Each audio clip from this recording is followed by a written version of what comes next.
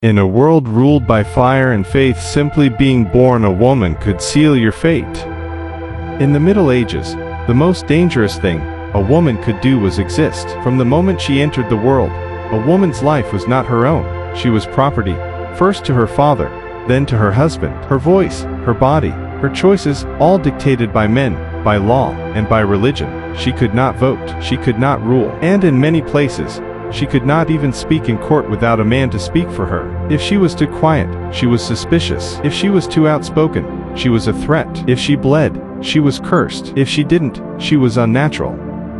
They said she was the weaker vessel, but they feared her power, and so they shackled her with myth, with law, with iron. Marriage was not love, it was survival, often arranged before puberty, and consummated when the girl was barely more than a child. If she bled to death on her wedding night, no one would mourn. It was just the price of being a bride. Childbirth was another kind of battlefield. No pain relief, no sanitation, just screaming, praying, and hoping not to die. And if the baby was a girl, the cycle began again.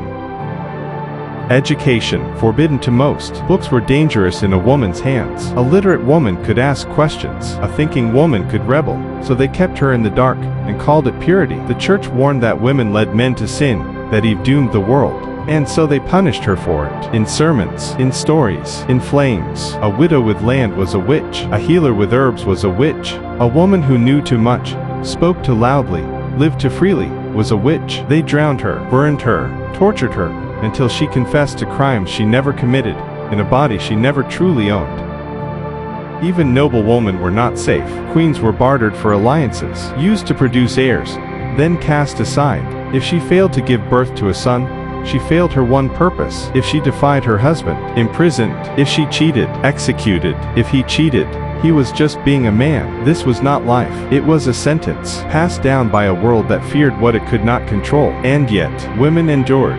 They wrote in secret, tended the sick, raised the fallen, and passed down wisdom through whispers and lobbies. They survived, not because the world was kind, but because they were stronger than the world ever knew. In the Middle Ages, being a woman was a death sentence, but somehow, they lived.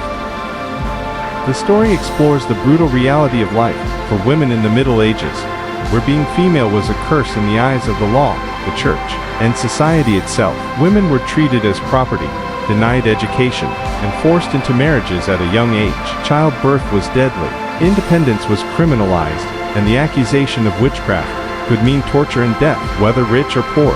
Women faced impossible expectations and zero protection. The system was built to silence them, yet they endured, resisted in quiet ways, and passed on their strength in whispers.